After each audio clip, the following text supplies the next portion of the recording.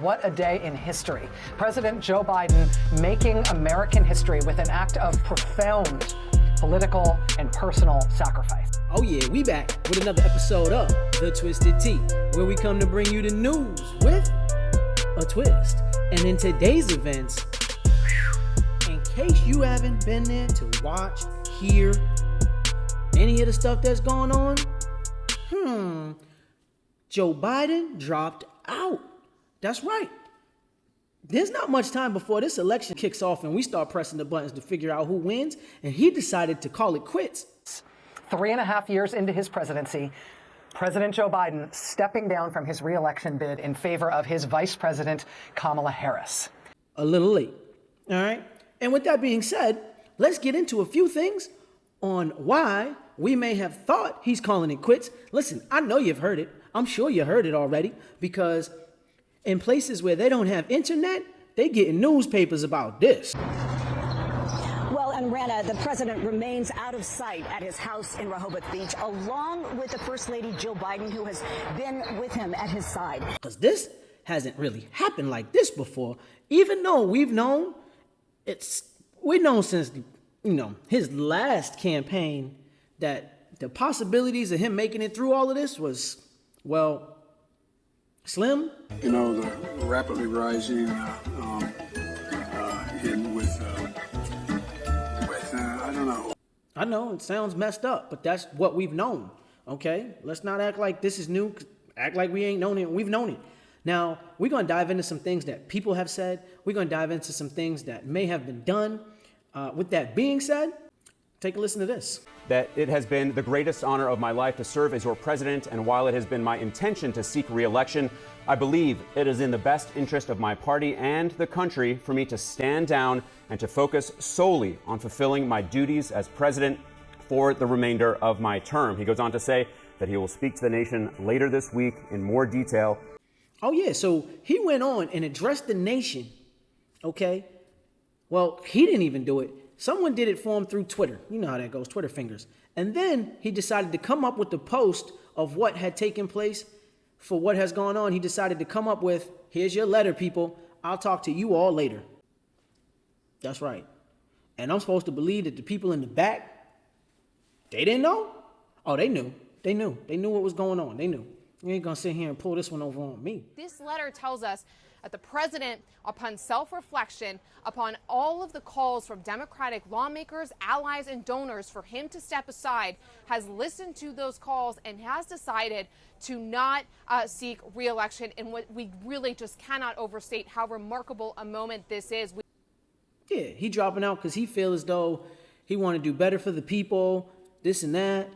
Now, people, okay, Joe's done had his time. Let's be honest, Joe's 170 years old. Joe's done had his time, okay? We knew that when we've seen things like this. We also need Ukraine to make changes to fix the broken immigration system here. We also need Congress to make the changes to fix the broken immigration system here at home. And things like this. But we know this year's Hanukkah is different. It's been 65 years since the deadliest day of the Jewish people since the Holocaust. 65 years. Oh yeah, and things like this. Over $1.3 billion. And here he is talking about the benefits of catching a train. And all the studies show, by the way, people get from point A to point B faster on a train than their car. They take the train. That we had to start to question some of this stuff. Okay, we had to question a few things because that stuff just didn't make sense.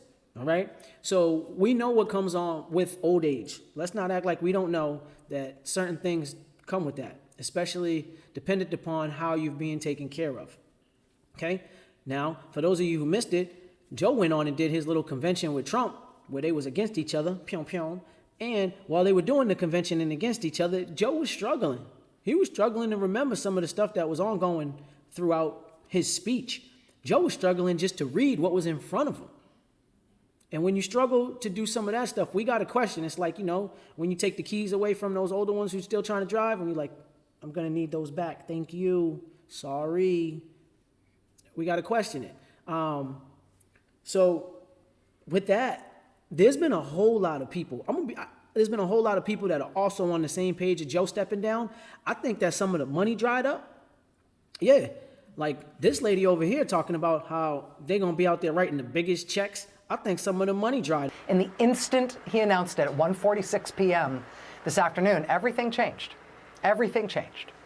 The Democratic Party instantly ends its internal war, this emotional, intense, harrowing fight that has torn the party apart for the past 3.5 weeks. That is over in an instant. The little scratchy, papery sound you're hearing in the distance, that's every Democratic donor in the country writing the biggest check they have ever written in American politics. The expectation among Democrats, which was being voiced more and more openly in recent days, the expectation that the Democratic Party was in for a historic wipeout in November, with not just the White House in danger, but the House and the Senate in danger as well. That expectation evaporates also. Yeah, she got a lot to say about nothing. That's right. Mm-hmm. In an instant, the old era is over and the new era is here. It is go time. Okay.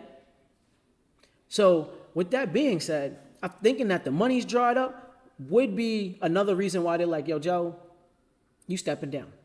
Another thing could be Joe didn't even know that he was going to go ahead and run again. You heard me. Joe was sitting there like, oh man, I didn't know that y'all had me doing this again for another time. I thought I was gonna be able to enjoy myself at my house. I'm gonna go play with the ducks. As we said, he has been there since Wednesday when he tested positive for COVID and returned from a trip to Nevada. Cut short the trip where he is now recovering from COVID. Thank you. You know, so Joe didn't even know. If you ask me, Joe was unsure. He was up there talking at the last one, and then he stepped back, and they probably didn't even get it on camera, and he was like, what am I doing? Why am I here? Where's my mammy? Okay? So now that Joe woke up from his slumber, he was like, don't put me back in this. No. And they were like, all right, Joe, we'll pull you out. Or they were like, all right, Joe, we've watched you for the last 4 years, for the last 6 years, be real forgetful, things like this. Now, just to get here, Liberty and Bell had to beat some tough odds, the competition. They had to work hard to show patience and be willing to travel over 1,000 miles. You could say even this harder than getting a ticket to the Renaissance tour or Britney's tour. She's down in, it's kind of warm in Brazil right now. Things like this.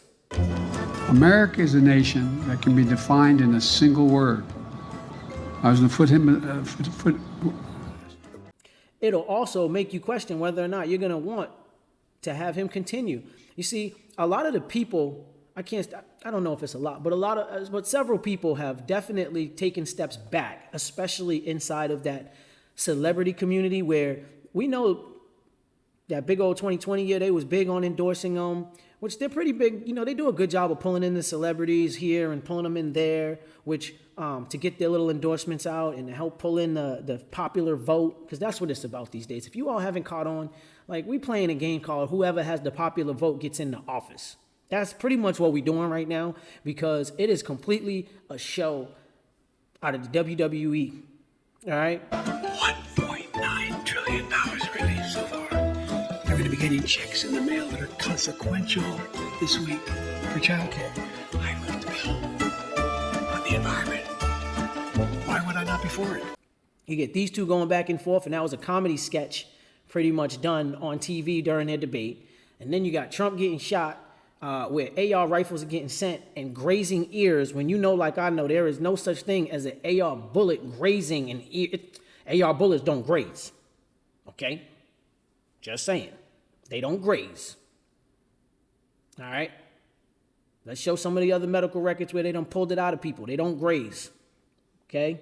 And then you got Trump going and playing golf, and he's over there going, shit, I got a better shot than that shooter because I don't miss. Mr. President!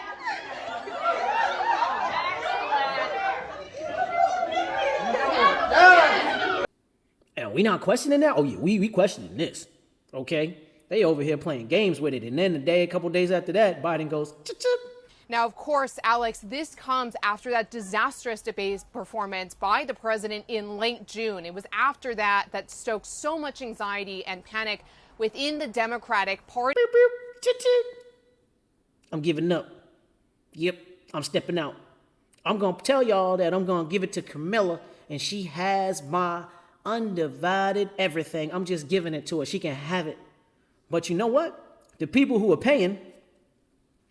A morning in which we heard more calls for the president to step down from members of his party. People who are paying.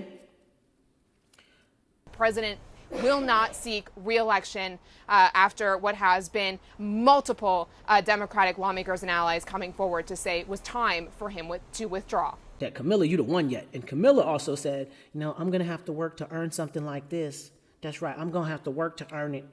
Thank you, thank you, thank you, thank you. It's my time to shine, but I'm going to have to work to earn it.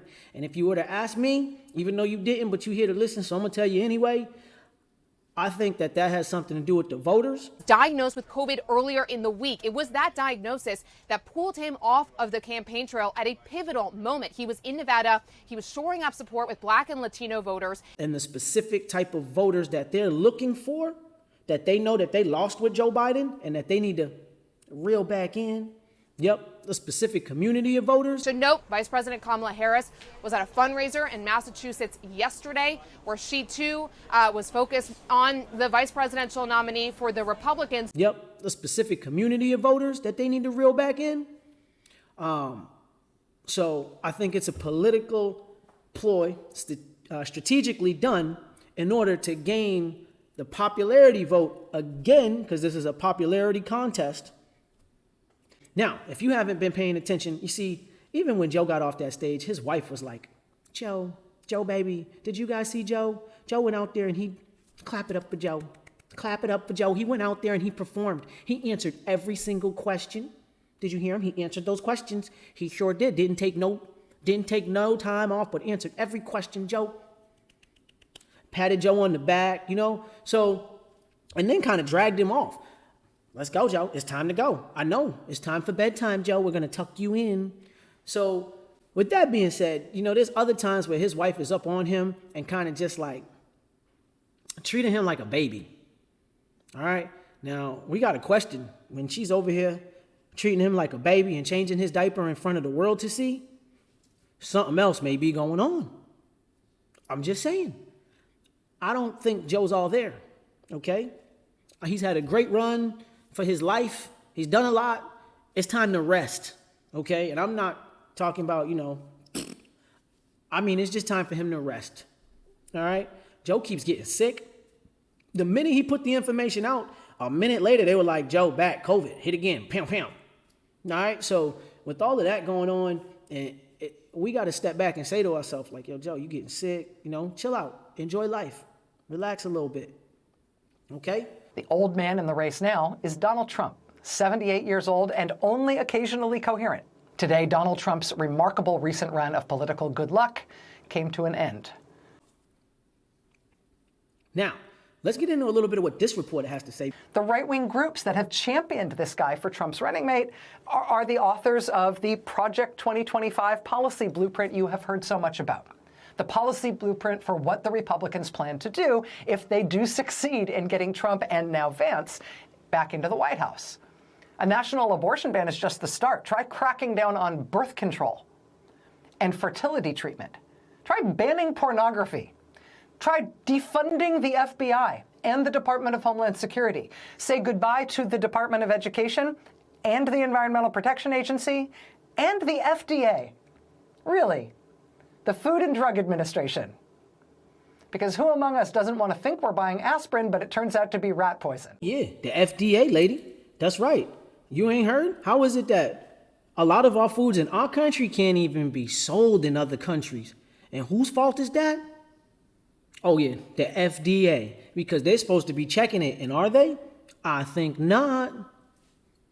So, if you ask me whether they were there or they weren't there, I don't think it would make a difference because they're not doing their job to begin with. Oh yeah. Now, with all of this being said, I will say that I personally don't have a favorite. I'm not over here going, ooh, I hope this person wins. Ooh, I hope this happens. I don't. All right. So I say that to say that this news has been brought to you with no bias. Surprise. Thank you for tuning into an episode of The Twisted Tea, where we come to bring you the news with a twist. I'm signing out. Y'all have a good one. Don't forget to hit those buttons. Feel free to definitely leave a comment. Like I said, as you can see, I like to talk. So, feel free to talk. Boom.